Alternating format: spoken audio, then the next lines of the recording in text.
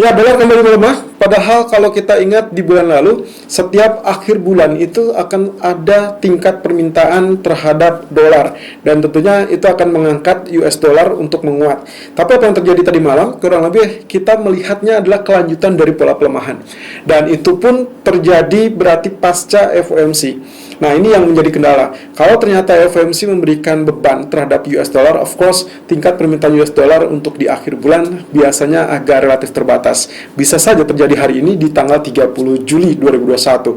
Dan itu berarti mungkin saja kita akan melihat sementara waktu dolar akan unggul atau let's say sedikit rebound atau menguat.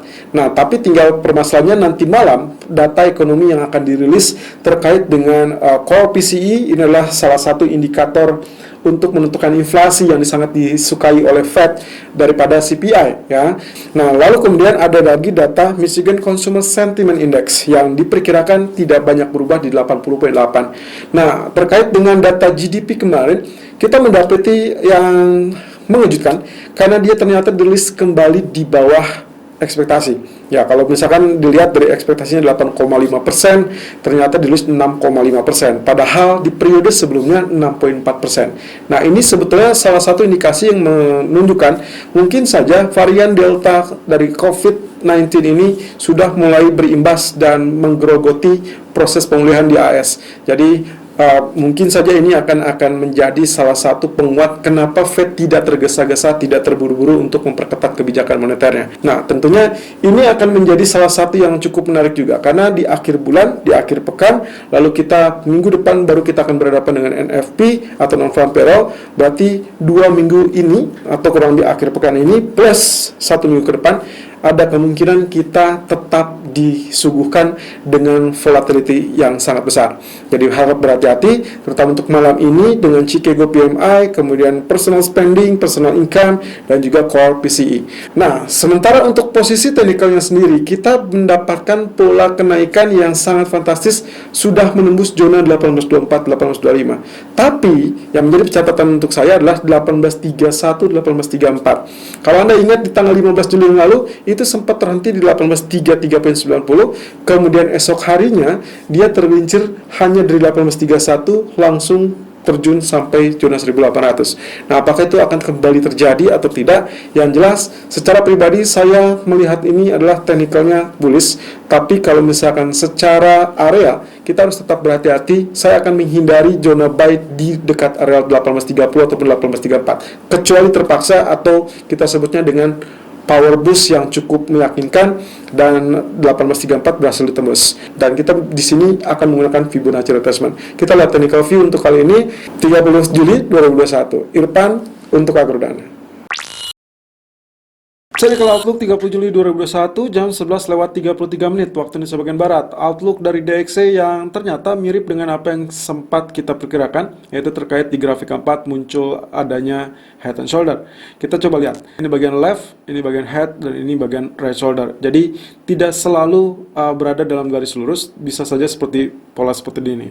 Dan ternyata dia tembus, lalu kemudian dia sempat spike dan lain-lain. Ternyata juga kemarin, kurang lebih tadi malam, lebih tepatnya langsung tergelincir. Kita tidak sama sekali melihat area kenaikan karena dua kenaikan ini berada di atas atau sedikit muncul di atas area neckline. Itu adalah yang terjadi saat hari Kamis dini hari saat FOMC mengumumkan kebijakannya. Nah, ternyata kalau Anda lihat dari pola penurunannya persis dengan yang kita perkirakan target dari head and shoulder itu sendiri, yaitu 91.81, walaupun dia hanya bergerak kurang lebih sampai zona 91.85. Tapi yang jelas ini sudah cukup bagus dan sesuai. Kemudian kalau kita cek terlebih dulu dari MACD, dia juga sudah atau memang masih berada di bawah 0% atau di bawah garis 0.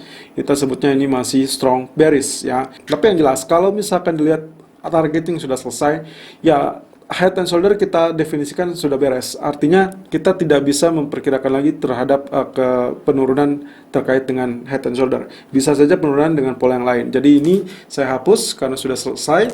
Dan kita akan coba lihat ya, ini menjadi area support kita. Kemudian Kalaupun dia katakanlah pullback, maka kemungkinan yang bisa terjadi adalah area penurunan. Kurang lebih kita tarik saja dengan historical price di bagian ini. Ya, ini adalah bagian yang memungkinkan untuk area pullback dan juga termasuk salah satunya di bagian ini. Ini adalah teritorinya 92.08 ataupun 92.40.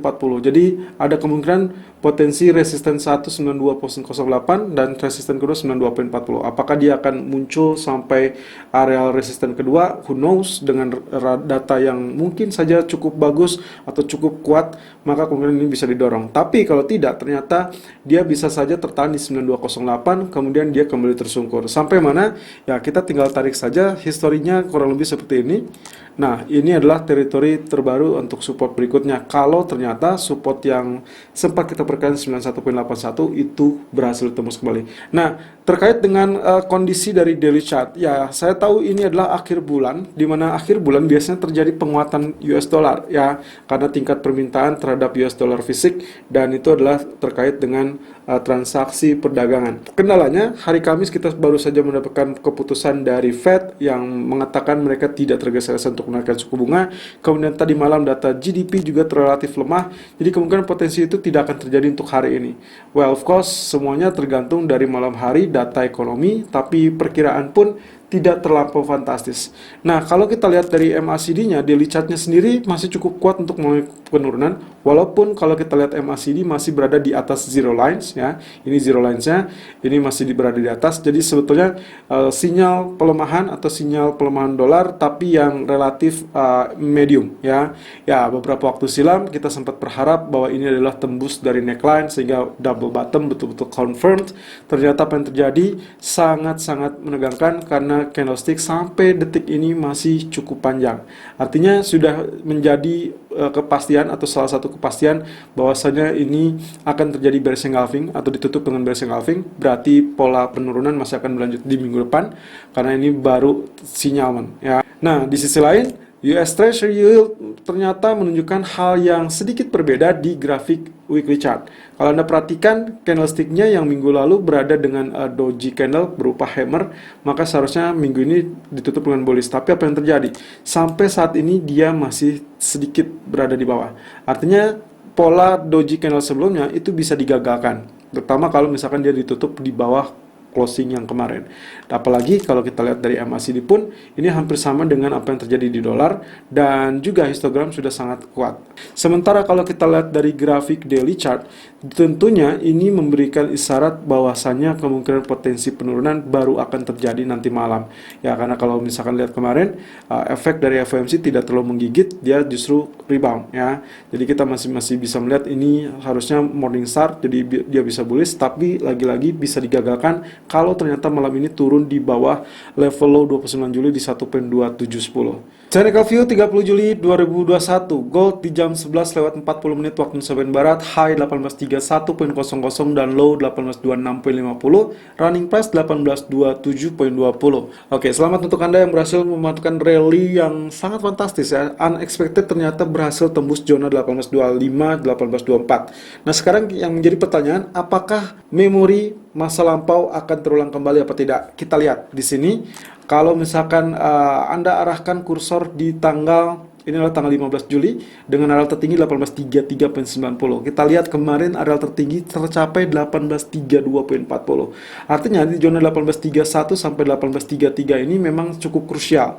Artinya lagi, kalau ternyata kita lihat dari pola pergerakannya, ya, dua candle sebelumnya berada dalam fase doji candle, kemudian dia spike, ditutup dengan long bullish candle, lalu kemudian terjadi keraguan untuk melanjutkan kenaikan, dan akhirnya ditutup dengan fase ini adalah doji candle berupa hammer, ya. Tapi kalau misalkan muncul pasca kenaikan disebutnya hanging man.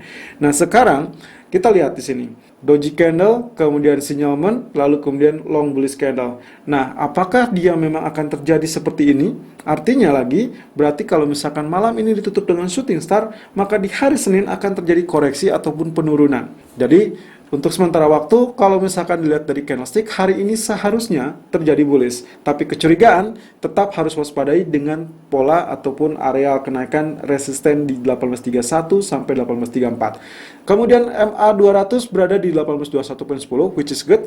Itu berarti sinyalmen yang cukup positif, dan kita berharap hari ini pun penutupan berada di atas 0 atau di atas MA200. Nah, kemudian untuk areal supportnya sendiri 1825, of course itu adalah area 38.2% kita dari Fibonacci Retracement. Kemudian kalau selanjutnya berada di 1808. Ini adalah area terendah di tanggal 13 Mei 2021, itu 1808.50. Nah, kemudian lagi untuk area kalau ternyata tergelincir lebih dalam, maka kembali ke titik 1793, 1796 atau 1797 yang menjadi koridor utama pelecut untuk terjadinya penurunan atau bahkan penyangga untuk kembali rebound. Untuk kenaikan sendiri 1844 atau 1845 saya rasa ini cukup wajar. Nah, ini adalah areal tertinggi 11 Mei 2021 itu 1841.60. Jadi kita mungkin bisa 1845 ya, 10 Mei 2021 itu 1845. Jadi ada, kalau misalkan dia tembus 1831 1834, berhati-hati lagi di teritori 1841 sampai teritori 1845. Walaupun kita bisa melihat 1859 sebetulnya itu akan terbuka lebar. Ya, kemudian kalau kita lihat dari grafik H4-nya, ya falling wedge tentunya sudah confirm dan kita sedang melirik target utama di 1844 dan 1825 sudah selesai ya. 1825 ini sudah selesai, itu target 50%. Ukurannya bukan dari kedalaman ini, tapi ukurannya saat dia tembus. Oleh karenanya kemarin tiang ini saya tariknya adalah sesuai dengan areal penembusan dia. Jadi bukan dari bottomnya, tapi dari area penembusannya. Dan saya dapatkan 1844 ya. Nah, kemudian tadi pagi saya coba untuk menarik area Fibonacci Retracement dari pangkal 1792.40. Ini adalah semasa FOMC pertama kali mengumumkan kebijakannya. Kemudian sampai teritori 1832.40. Ini area tertinggi yang kemarin. Nah, ternyata saya dapati teritori 23.6%, 38.2%, dan 50%. Terutamanya adalah 50%. 50% ini kurang lebih berdekatan atau berhimpitan dengan teritori historical price di teritori 1814. Jadi kita asumsikan saja 1812, 1814 itu sebagai zona tengah yang cukup bagus. Kalau ternyata terjadi penurunan sampai zona tersebut, sebetulnya itu adalah area yang cukup ideal untuk melakukan buy. Jadi ada tiga pilihan, 38.2% di 1817, 50% 1812, dan 61.8% di 1807. Of course, yang paling potensial, yang paling berguna untuk menjadi areal ideal itu berada di area 50% ataupun 61.8%. Tapi kalau misalkan Anda mengincar area yang terdekat, maka area koreksi yang terdekat hanya berada di kisaran 1817 ataupun 1822. Nah, ini seirama dengan yang kita temukan di grafik H1. Kalau Anda perhatikan di sini, areal grafik H1-nya kurang lebih dengan kenaikan seperti ini, Anda tinggal tarik saja Fibonacci retracement yang paling dekat ya dari teritori ini sampai teritori ini. Ya, jadi 1815 sampai 1832. Kenapa? Karena 1813 atau 1815 kemarin itu adalah pangkal utama setelah dia koreksi sedikit kemudian dia naik. Sementara 1832.40 of course itulah areal tertingginya. Jadi kita akan melihat di sini estimasinya kalau kita gunakan harapan yang tadi ya, berarti kita akan mendapatkan teritori seperti ini teman-teman ya. Jadi 1825 di teritori 38.2% itu berhimpitan dengan historical price. Saya perkecil. Nah ya, ini sama. Jadi kalau misalkan duanya berhimpitan, maka kemungkinan itu teritori yang cukup lumayan kuat. Dan 50% di 1823.70 kalau kita tarik ke sisi kiri juga relatif sama berhimpitan dengan teritori historical price.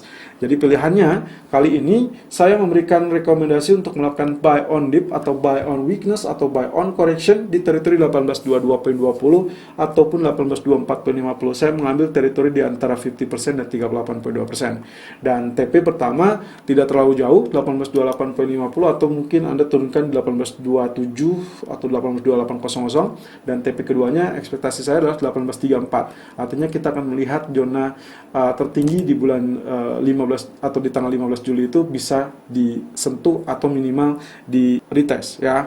Dan kalau misalkan ini tembus, of course itu akan jauh lebih bagus. Sementara untuk stop loss saya gunakan saja di teritori 1816.00 dan of course areal idealnya, lagi-lagi Anda harus cek lagi grafik H4 yang tadi sempat kita kupas. Selalu dengan stop loss dan risk management sesuai dengan equity dan strategi trading Anda. Irfan untuk Agrodana.